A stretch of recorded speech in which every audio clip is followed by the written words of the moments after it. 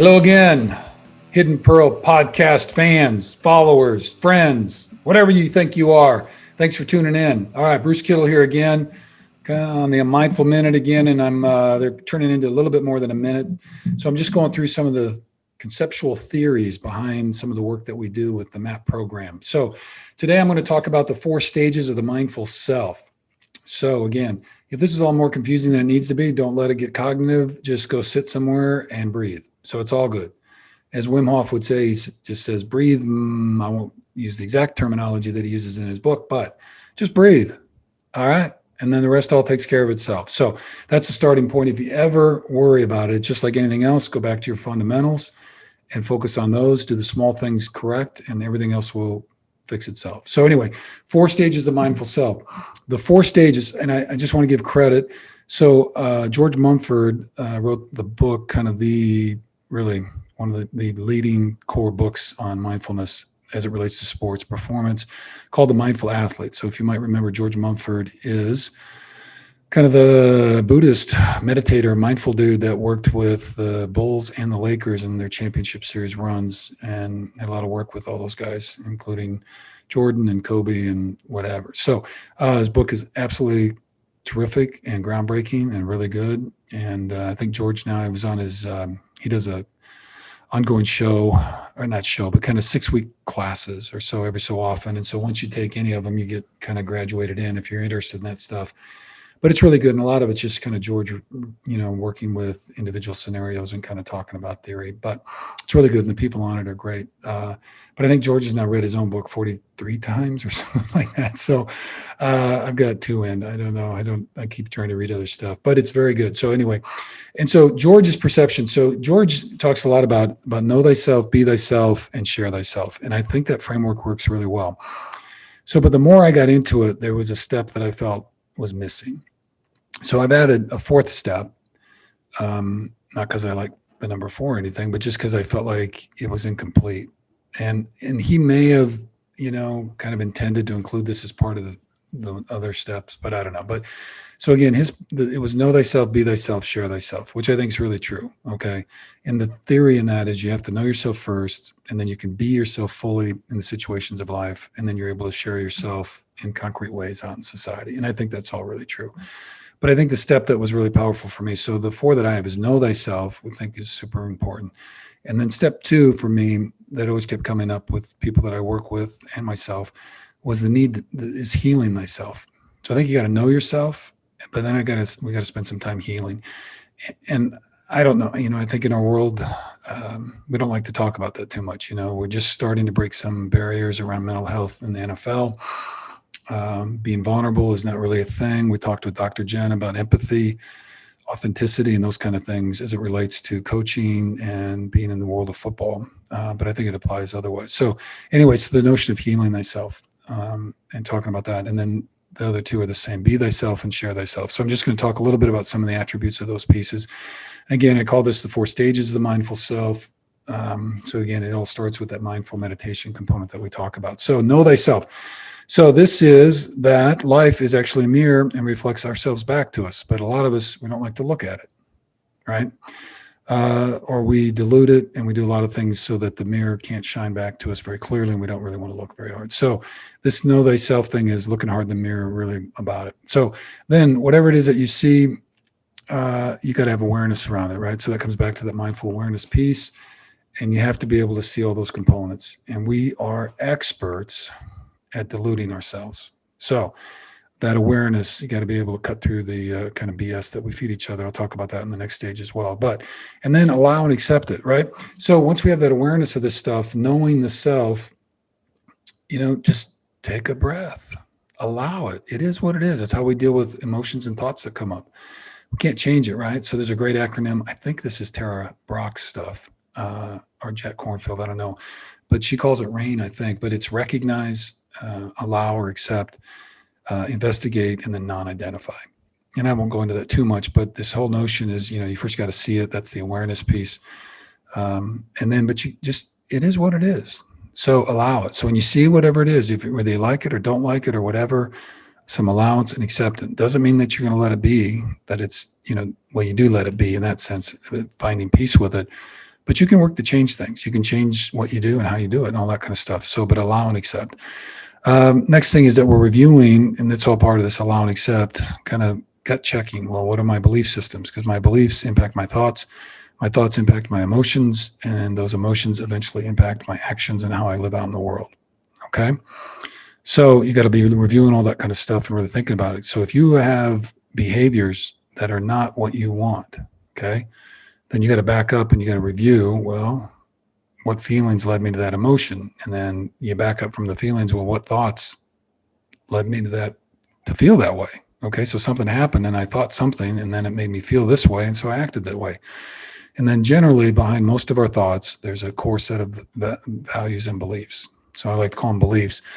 And so sometimes we got to go back and tweak our belief systems, and I don't mean religious per se, but we have beliefs about life, about culture, about society, about people, things that we've been told or not told, or we made up, or stories we tell and all that kind of stuff. And you got to go back and you got to dig through that stuff. So this part's, it's like a garden, right? It's an analogy. I can't remember. I read that in the book too somewhere. So I'm not trying to steal something, but maybe that's out there in the whole mindfulness world, but it's like a garden, right? So in the garden, you look out there and sometimes there's weeds out there and you got to go dig it up, dig that stuff up. And then if you dig stuff up and get it out, well, then you got to put in what you want. So that's the planting stage. So you got to plant it and put in new stuff, the stuff you want to grow, right? So the fruit of the seed kind of thing. And then we have to nurture what we plant. Okay, so it's got to have moisture and maybe some fertilizer, and we got to weed out the other stuff as it comes in and clogs it up. So we got to tend to the garden. Okay, and then the last stage is sometimes we just got to sit and watch it. And that's the part about being and not necessarily doing. So we got to get comfortable with that. Okay, so all right, then know thyself. The next part is clarifying values and seeking alignment. And in this stage, really, it's about clarifying values and identifying non-alignment. I better change that. That's really more clear. Clarifying our values. What do we care about and why? In one of my other segments, I talked about purpose, what's your deeper why and all that. But there's a bigger conversation about your values. Do you care about family? Is it about honesty? Is it about trustworthiness? Is it loyalty? What is it? Okay. And so that's how we're defining ourselves. You got to know who yourself is. This is what we're doing here. So clarify your values and then identify areas of non-alignment. And that means that if I say that some value is really important to me, but yet I'm not really living it out, well, then what's that about? Okay. I mean, if hard work is one of my values, but I'm laying on the couch all the time eating chips, I mean, what is that about? I don't know.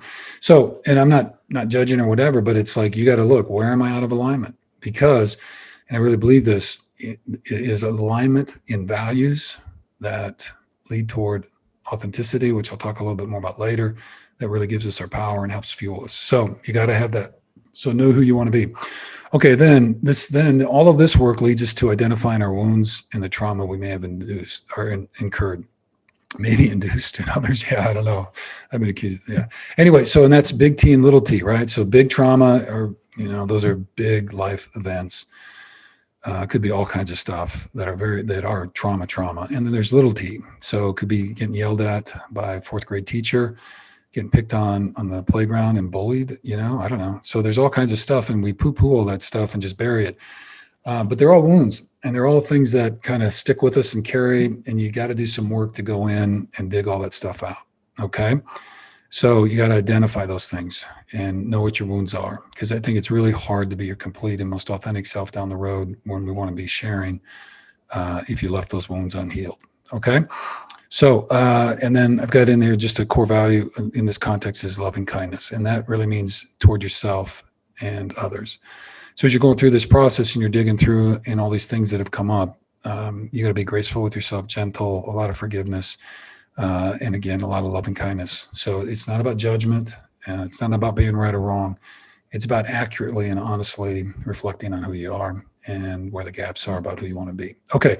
Then step 2, heal thyself. Okay. And again, this is not, they don't go in stages too well, right? So, but this is kind of the process. All right. Heal thyself. So once we've identified those wounds, we're kind of, this is where we're going to go work. We're going to do some work on the wounds. So acknowledge, embrace, and accept the wounded self. Okay. And I don't want to like overstate this, but I definitely don't want to understate it either. So I'm not trying to get all, soft and syrupy and all that kind of stuff. But I think for too long, we have been placed in categories, I think particularly men, but I think women now, even in business and other arenas, about being tough and about doing all this kind of stuff. And, there is a time just to kind of suck up and finish it. And that's a lot of times what athletics is about, right? You do get hurt. You're wounded. You're not full speed. You're not whatever, but you still got to play because your team needs you and you got to do that and you got to tough it out. So that is all really true. The kind of healing of the self that I'm talking about here, though, these are deeper kind of personal, internal wounds of the spirit, of your emotions, of your psyche. And those we can't just push under all the time because eventually they will visit you no matter what. And so if you think you've buried it, you've not buried it deep enough. So no matter how deep you bury that whatever thorn bush in your garden, eventually the roots are going to take hold and they will come to the surface. So again, acknowledge, embrace, and accept your wounded self. Just see it for what it is, accept it, allow it, hold it, be gentle. Okay. Then second, unburden, include, and integrate. So here's the thing. I don't think we ever get rid of all those wounds. So the wounded self that whatever, 10 years old, 15 years old, 20 years old, 20, whatever it is. Okay. I don't think we ever lose those parts. So what we try to do, we call it unburdening. So whatever burden was created by that big T or little t that you incurred or experienced, we're trying to unburden that part. Okay. And then we want to invite and include and integrate that part back into the self. So that's a little bit of, I know that's kind of therapy and psych stuff, but I would just say, and sometimes you got to do that. And I think I encourage you to do that. We talk too much poo-pooing, go into therapy and all that. I would encourage everybody, really, just, it's a good process. Make sure with a good person, you've got a formula that works. But anyway, so unburden, include, and integrate those wounded selves back in. Third step, recognize and remove the inner masks. Okay, so like I said earlier, we lie to ourselves all the time, tell ourselves bullshit, and we don't know why we're doing this or whatever, but we still sneak down and eat ice cream before we go to bed, and we wonder why we can't lose any weight or whatever. I'm just like throwing that stuff out there. So, or we skip workouts, we're not hitting all our speed workouts, or I don't condition like I should, and then I pull a hamstring, and why did that happen? Well, I don't know. So anyway, pull off the mask. That's that honesty stuff from up above. So once you start seeing the non-alignment between values and who you say you are, okay, you really got to look hard. This is tough. Okay, but you got to do it. Okay, you got to rip off those masks, stop lying to yourself. Honesty and truth start with the self. Okay, and when you become honest and truthful with yourself, then it becomes really, really difficult to be dishonest or untruthful with others. So that's the start. And the core value here I've got is joyful gratitude. Okay, so not necessarily gratitude for the trauma people have experienced or the wounds that you've had, but joy in the sense that, you recognize them, you're seeing them, and you're working and you're on the path to healing. And there's gratitude in the healing process when we're able to reintegrate all the parts and everybody's all healed up.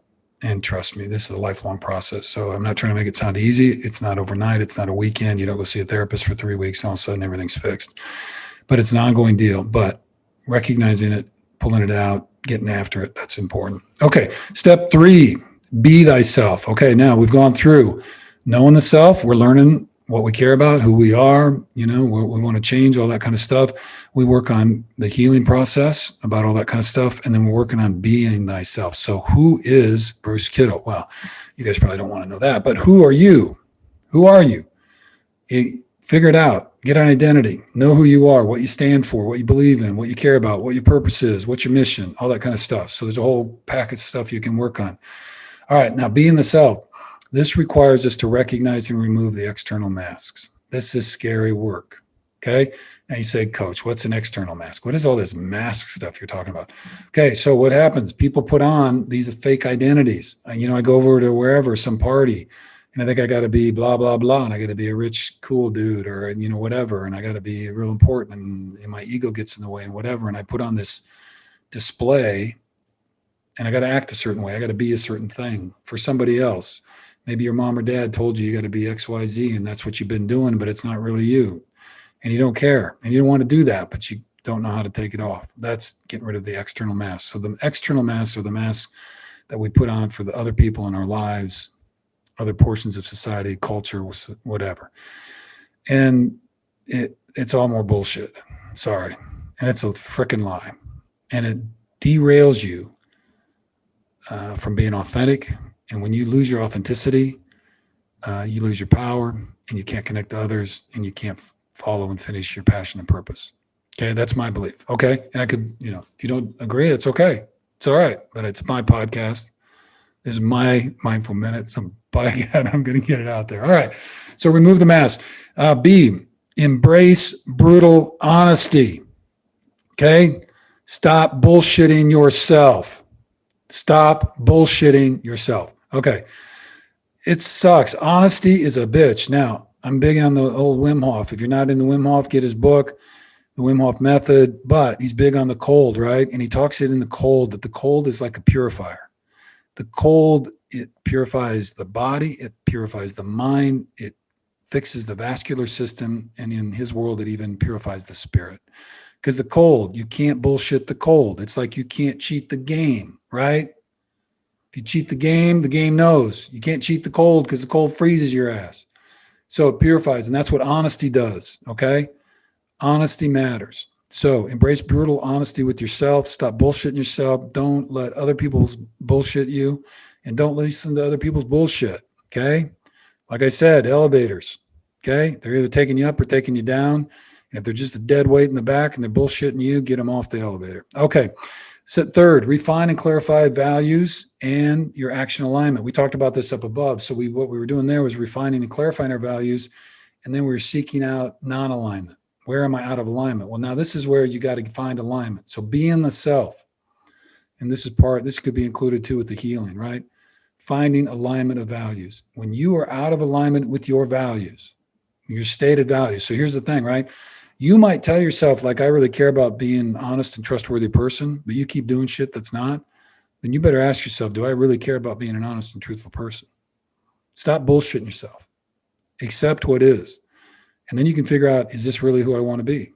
Maybe you're stuck in a spot that's not really who you want to be. Well, then change it. Okay. But you got to clarify, what are my real values? What do I really care about? Who do I really want to be? What attributes of a human being do I want to display every day? Okay. Then find alignment. Look at your thoughts, look at your feelings, look at your action, and where am I in alignment with those values? And where am I in non-alignment? Well, hopefully we've already identified that. And then start turning the wheel. Okay, I'm going to work on loyalty this week. I'm going to honor and recognize my friends and family who have cared for me and loved me. And that matters. And I'm not going to take it for granted, and I'm going to pay attention.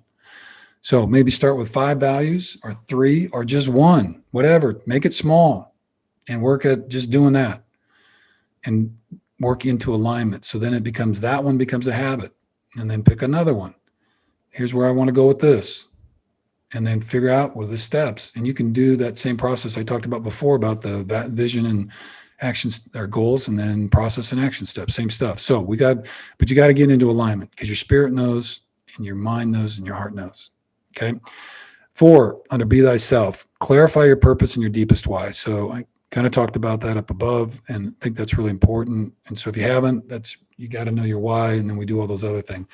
So then the core values for me under this one is authentic humility. Authentic humility. Okay. Be in the self. Be comfortable with who you are. And if you're not, then be who you can be comfortable as, but do it in a way that's authentic. And I have authentic humility. That's important to me in my world. And that's just a reminder to me to keep my ego out of the way. Okay. Try to, and that's not necessarily for everybody. If that's not empowering, I'm not trying to put it on anybody else, but that's what kind of works with me in that category. So trying to be authentic about really who I am, what I really think, what I really feel, how I really want to act, making those choices, and then doing that way that honors and respects other people. Okay. Last category, 4, share thyself. Okay. We don't do all this just to sit in the room. It ain't about sitting on a mat or a chair and thinking and humming and all that stuff. And I like ohms. I'm a chimer and a homer and all that stuff. So I do all that stuff, and I'm not poo-pooing that. I think it's really important. But the world doesn't end on our cushion or the chair or wherever it is that you do your meditation, right? it just empowers us to take that out into the world.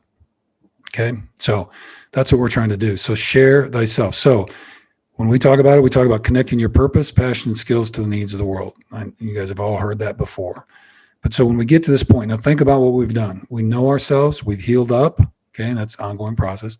We're working on being our true self. And now we're taking that out into the world. Okay.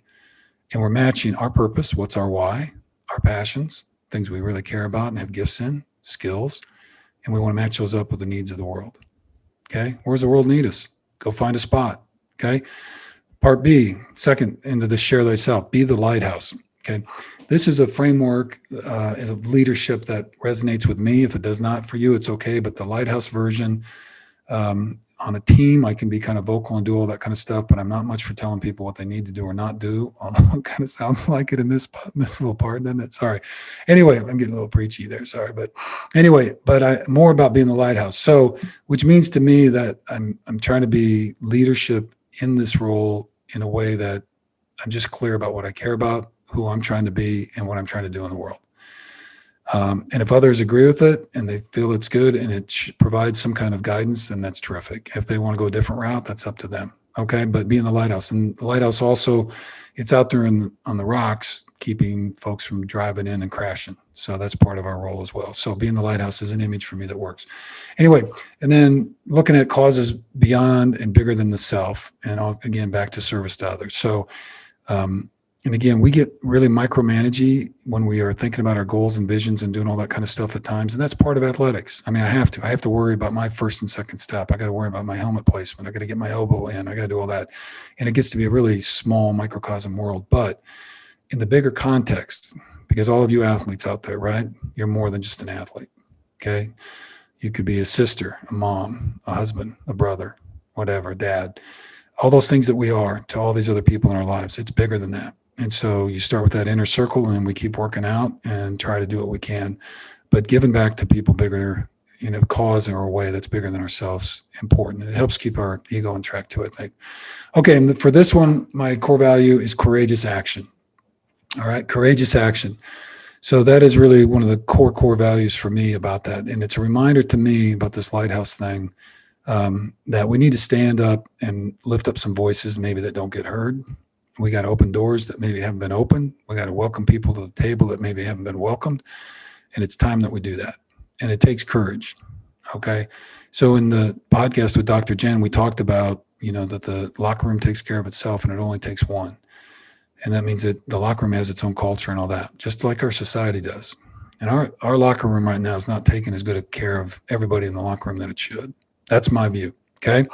So courageous action is about standing up and having a voice and reaching out and reaching toward other people, other situations, and standing up and being courageous in that, because it does take courage. So even in the locker room, when you stand up for somebody and tell people stop doing whatever, it's not easy. And it's the same thing in the world. So we want to be action oriented. We want to be taking the action forward. We want to be making progress, and again, small steps, all in the same direction. Consistent steps lead to amazing results. And that's all we're trying to do. Be courageous with this first step in a small way, and then just keep taking steps after steps. And that's what we're working on. But that's sharing the self. Okay. So I appreciate you listening to me rant. All right. And those are the 4 stages of mindful self. Know thyself, heal thyself, be thyself, share thyself. And you can share yourself with us. So you can follow the podcast. We don't have any sponsors yet, so I can't give you a plug. Maybe we'll get a sponsor one of these days. I don't know. But anyway, go out, be great again today, do a little justice, be kind to somebody, be kind to yourself, and send us your thoughts when you get a moment. Okay. All right. Appreciate you very much, everybody. Wish you much love and joy and safe travels on the road.